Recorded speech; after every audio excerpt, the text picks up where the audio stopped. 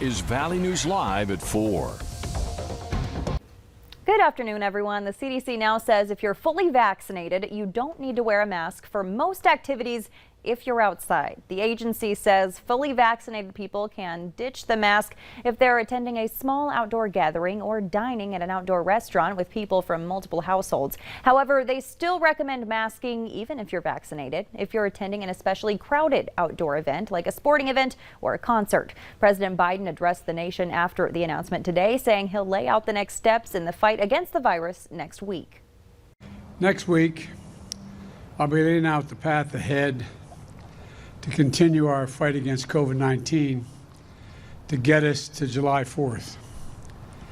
This is our target date to get life in America closer to normal and begin to celebrate our independence from the virus together with our friends and our loved ones as we celebrate Independence Day. Since Inauguration Day, 215 million COVID vaccines have been administered to Americans. Meanwhile, masks are on the minds of many parents after one North Dakota district sets a date to be done with them. Half a dozen parents in the West Fargo School District stood outside the Education Center during a school board meeting last night, saying they should get to decide whether students wear masks in the classroom. Many parents in Fargo also have masks on their minds. They're gathering at tonight's school board meeting, attempting to address the board about masks in schools. We'll take you live to that meeting tonight on Valley News Live at 5. Now here's Hutch with a first look at your forecast. Hutch. Hello, Stacy. Good Tuesday evening, everyone. As we head into those evening hours, we still have some clouds stuck in the valley, but most of the shower activity beginning to exit and wrap up. We see that what's going on in northeast South Dakota there, stretching into Lakes Country, seemingly falling apart, but it's crossing over the I-29 corridor near New Effington and Veblen. As we head into the evening hours, we're starting to see some breaks in the clouds out to the west, and temperatures are responding in kind. 70 degrees in Minot. Wow. 60 for Thief River Falls and mid to low 50s across Lakes Country. As we look in on the Dakota Magic Casino, no showers there. And in Fargo tonight, temperatures will be very mild all evening with gradually decreasing clouds and light winds. All in all, a very pleasant evening ahead. With the clearing skies, we're expecting some warmer weather for your day tomorrow. But Stacy, I got to tell you, we're going to have a chance of some showers of rain before the day's end as well. I'll have all the details you need to know here in just a few moments. All right, Hutch, thanks so much. New information this afternoon on a crash in Grand Forks that killed a teenager. Grand Forks police say excessive speed and slippery road conditions caused the crash back on February 24th. It happened in the 1500 block of Ryder Road just after noon. 16-year-old Mason Berry was seriously injured after hitting a tree. He passed away in the hospital days later.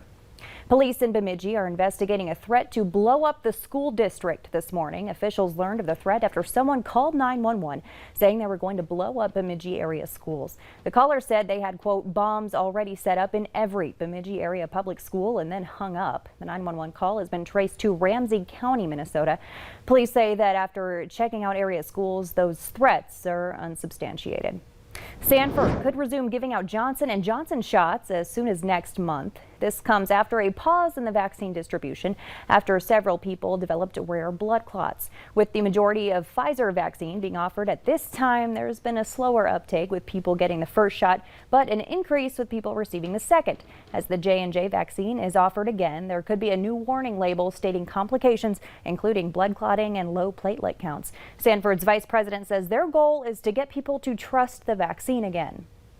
I think we need to continue to stress the safety. I think you hit the nail on the head. This is a very rare complication. This disease happens without people getting a vaccine. Sanford says they've seen an increase in people coming back for their second shot of the Pfizer vaccine. The CDC announced earlier this week that as many as 8% of Americans are missing second doses. The rare blood clotting disorder seen after Johnson & Johnson vaccines might not only be a problem for women. Officials at UC San Francisco say a healthy man in his early 30s developed blood clots after being vaccinated with the J&J shot. This is the first reported male case of the syndrome called VIT since the vaccine began widespread public distribution. Before this, all 15 cases of the deadly blood clots have been in women. Of those, 13 occurred in women between the ages of 18 and 49. The other 2 cases were in women ages 50 to 59.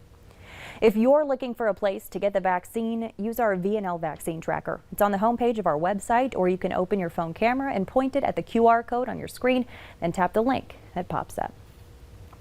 A posthumous pardon request has been submitted to Texas officials on behalf of George Floyd for a 2004 drug arrest. That arrest was done by a now indicted ex-Houston police officer whose case history is under scrutiny. Before his death last year at the hands of a now convicted ex-Minneapolis police officer, Floyd was arrested in 2004 on a drug charge in Houston, where he grew up. He was later sentenced to 10 months in jail after a plea agreement. The ex-Houston officer who arrested Floyd is now having his case history reviewed after a deadly drug raid in 2019.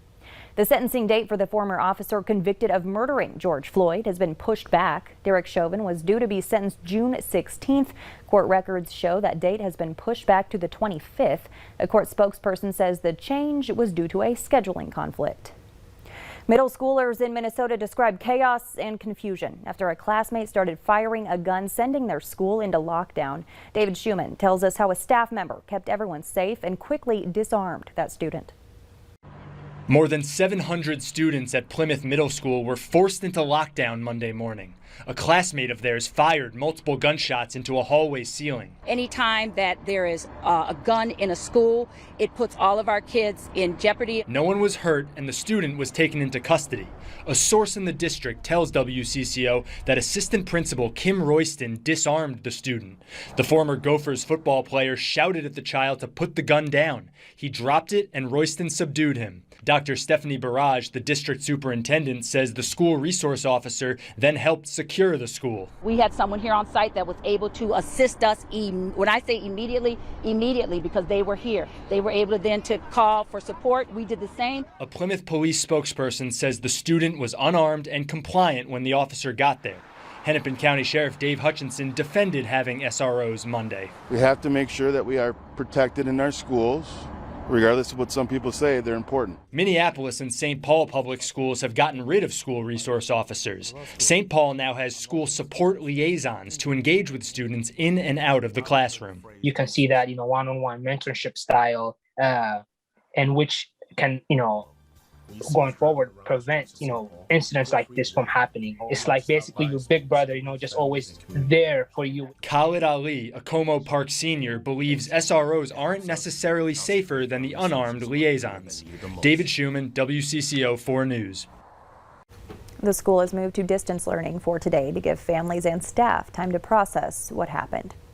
We're learning more about the U.S. population and potentially the future of our political landscape. North Dakota saw a record high population in the newly released 2020 census data, the fourth highest growth rate in the country. Here's a look at how North Dakota stacks up compared to bordering states. North Dakota saw a more than 15% population increase. Minnesota grew by more than 7%, which is less than North Dakota's other neighboring states. Minnesota is also the state with the highest rate of participation in the census. Governor Doug Burgum says because of this count, the state is projected to receive more than $2 billion more in federal funding over the next decade. Starting a new school year can be tough, especially for preschoolers transitioning into kindergarten. Moorhead Public Schools released a new video series to help kids and their parents. MPS has discussed 5 topics so far: transitioning to school, advice from teachers, riding the bus, lunchtime, and health. You can check out the videos right on our website, valleynewslive.com. The Biden administration is planning to feed more than 30 million children this summer. It's the largest summer food program in U.S. history. The plan will provide up to 34 million kids with $375 each to buy food over the 10 weeks they're out of school for summer vacation. That's about $7 a weekday. This is the latest push by the administration to address hunger and food insecurity across the nation, which has been heightened by the pandemic. Kids under 6 who qualify for SNAP benefits and those who receive free or reduced price lunch will be automatically enrolled. We want to thank you for your generous donations to the Golden Drive last week to help children across our community. These are just some of the nearly 250 bags we filled over the weekend that are going to those in need. The drive was so successful, we're accepting donations this week too. You can drop off non-perishable food items at the West Fargo Fire Department. More than 2,600 boxes of fresh produce are being distributed in the FM area as part of the YMCA's Farmers to Families event. The boxes are free and include fresh produce, dairy, and meat products. If you'd like a box, just head over to the Moorhead Center Mall parking lot until 6 p.m. today or the North parking lot at West Acres Mall tomorrow from 4 to 6 p.m. How sweet is this? A Hillsboro second grader is stepping up to make sure his classmates are fed. When he heard that his school snack program was in need, he decided he'd donate not some, but all of the money from his piggy bank, more than $200. You can catch his full story tonight on Valley News Live at 5. I said, you should have my name, Head. I mean, you're getting in touch with me for the vaccine. Coming up, be extra alert why the Federal Trade Commission says they can't fight back against certain COVID scams. Gray and soggy skies, how we started the day from the Dakota Magic Casino viewpoint. But up north, things were a little bit different as some sunshine really beginning the day in the Devil's Lake Basin. We'll have details on warmer weather and some wet weather for your Wednesday next.